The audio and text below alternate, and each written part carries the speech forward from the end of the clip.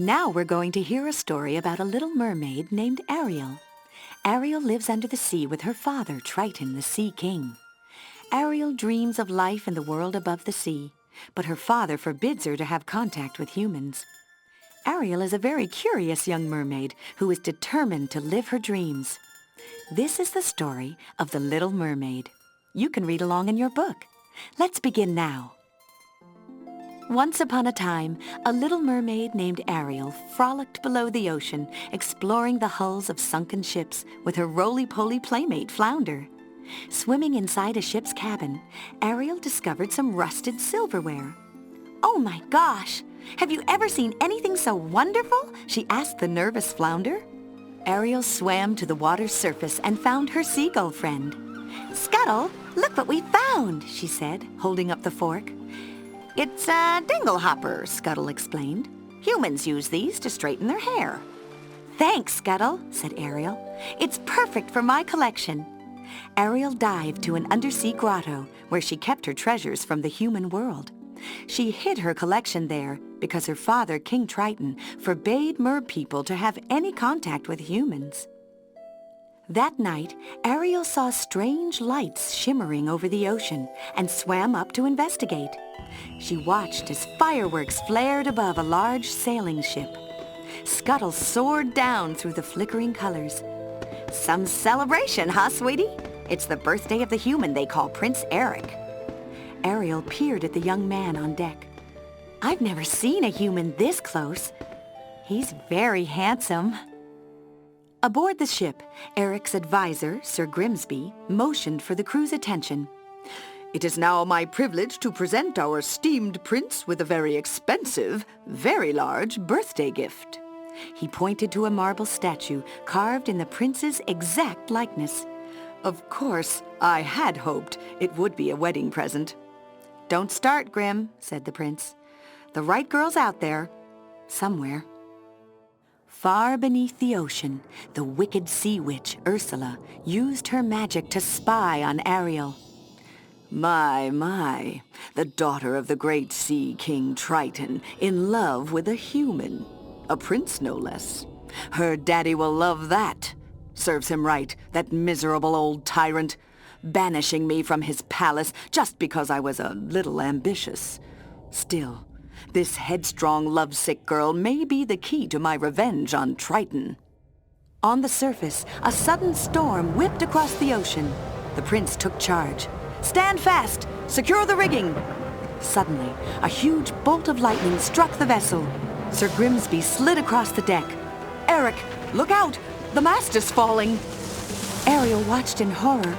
"Eric's been knocked into the water! I've got to save him!" she cried. With the storm swirling about her, Ariel desperately searched for Eric. Diving beneath the huge waves, she spotted the unconscious prince. She took hold of him and, using all her strength, managed to drag him to the surface. As the storm died down, Ariel dragged the unconscious prince to shore. "He's still breathing," she cried. Ariel wished that she could stay with the handsome Prince Eric. She sang a haunting melody that voiced her longing to be with him forever. A moment later, Ariel was back in the water, and Sir Grimsby was kneeling beside Eric. "You really delight in these sadistic strains on my blood pressure, don't you?" Sir Grimsby said. "A girl rescued me," replied Eric. "She had the most beautiful voice." "I think you've swallowed a bit too much seawater," said Sir Grimsby, leading Eric away. Back at the Sea King's palace, Triton noticed Ariel floating about as if in a dream. Summoning Sebastian the crab, the Sea King smiled. "You've been keeping something from me. I can tell. Ariel's in love." "I tried to stop her. I told her to stay away from humans," said Sebastian. "Humans? Ariel is in love with a human?" asked King Triton, growing angry. Triton found Ariel in her grotto. She was staring at Eric's statue, which Flounder had retrieved after the storm.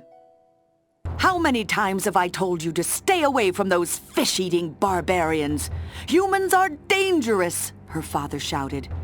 "But Daddy, I love him," said Ariel. "So help me, Ariel, I am going to get through to you no matter what it takes," said King Triton. Raising his trident, the Sea King destroyed all her treasures. Then he stormed off, leaving Ariel in tears. As Ariel wept, 2 eels slithered up to her. "Don't be scared. We represent someone who can help you." Ariel followed them to Ursula's den. "My dear, sweet child," Ursula began, "I help poor, unfortunate merpeople like yourself. I'll make a potion that will turn you into a human for 3 days. Before sunset on the 3rd day, you've got to get the prince to fall in love with you and kiss you. If he does, you'll be human permanently, but if he doesn't, you'll turn back into a mermaid, and you'll belong to me." Ariel took a deep breath and nodded. The sea witch smiled deviously. "Oh, yes, I almost forgot. We haven't discussed payment. I'm not asking much. All I want is your voice." Ariel thought of her prince. Then she reluctantly agreed. Ursula used her powers to capture Ariel's beautiful voice in a seashell and transform the little mermaid into a human. Aided by Sebastian and Flounder, Ariel used her new legs to swim awkwardly to shore. There she found Prince Eric walking his dog. He studied Ariel as she shied away from the animal. You seem very familiar to me. Have we met?" he asked. Ariel opened her mouth to answer, but her voice was gone. "You can't speak?" asked the prince, lowering his eyes. "Then I guess we haven't met." Eric guessed that Ariel had been in a shipwreck, so he took her back to the palace. At the palace, Ariel was whisked upstairs by a maid. Grimsby discovered the prince staring glumly out the window. "Eric, be reasonable. Young ladies don't swim around rescuing people." "I'm telling you she was real," said the prince. "I'm going to find her." A moment later, Ariel appeared in a beautiful gown. The following afternoon, Eric took Ariel for a rowboat ride across a lagoon. Sebastian swam nearby. Almost 2 days had gone by, and the prince hadn't kissed Ariel. Sebastian decided to create a romantic mood. He began conducting a chorus of sea creatures, and the music worked. Eric leaned over to kiss Ariel, but as he bent toward her, the boat tipped, and both Eric and Ariel fell into the water. From her ocean lair, Ursula saw them tumble into the lagoon. "That was a close one. I can't let Ariel get away that easily." She began concocting a magic potion. "Soon Triton's daughter will be mine. Then I'll make the Sea King writhe and wriggle like a worm on a hook." The next morning, Scuttle told Ariel that the prince had announced his wedding. Overjoyed, Ariel hurried downstairs. But she hid when she saw Eric introducing Grimsby to a mysterious dark-haired maiden. The prince seemed hypnotized. "Vanessa saved my life," Eric explained. "We're going to be married on board ship at sunset." Ariel drew back, confused. She was the one who had rescued Eric. Sebastian and Flounder found Ariel sitting on the dock, watching the wedding ship leave the harbor. Suddenly, Scuttle crash-landed beside them. "I flew over the ship and saw Vanessa's reflection in a mirror. She's the Sea Witch in disguise, and she's wearing the seashell containing Ariel's voice. We've got to stop the wedding." Flounder helped Ariel swim out to the boat, while Sebastian went to get the Sea King. Dripping wet, Ariel climbed aboard the ship just before sunset, as Eric and the maiden were about to be married. Before Vanessa could say "I do," Scuttle and an army of his friends attacked her. In the scuffle, Vanessa's seashell necklace crashed to the deck, freeing Ariel's voice. Suddenly, Vanessa sounded like the Sea Witch. "Eric, get away from her!" she cried. Ariel smiled at the prince. "Oh, Eric, I wanted to tell you." Ursula grinned. "You're too late! The sun has set!" Ariel felt her body changing back into a mermaid.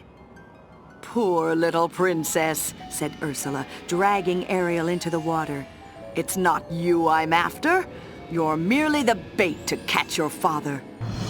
Ursula, stop! Shouted a furious King Triton, swimming towards them. I'll make a deal with you. Just don't harm my daughter. Instantly, Triton was changed into a tiny plant. Ariel stood heartbroken before Ursula, now queen of the ocean. Suddenly, Prince Eric appeared. He tossed a harpoon at the sea witch, hitting her in the arm. You little fool! Ursula yelled, snatching up the king's trident. As the sea witch pointed the weapon at Eric, Ariel rammed into her, knocking the trident loose. Eric, we have to get away from here, she cried. The moment Ariel and Eric surfaced from the water, huge tentacles shot out of the ocean. An enormous monster emerged.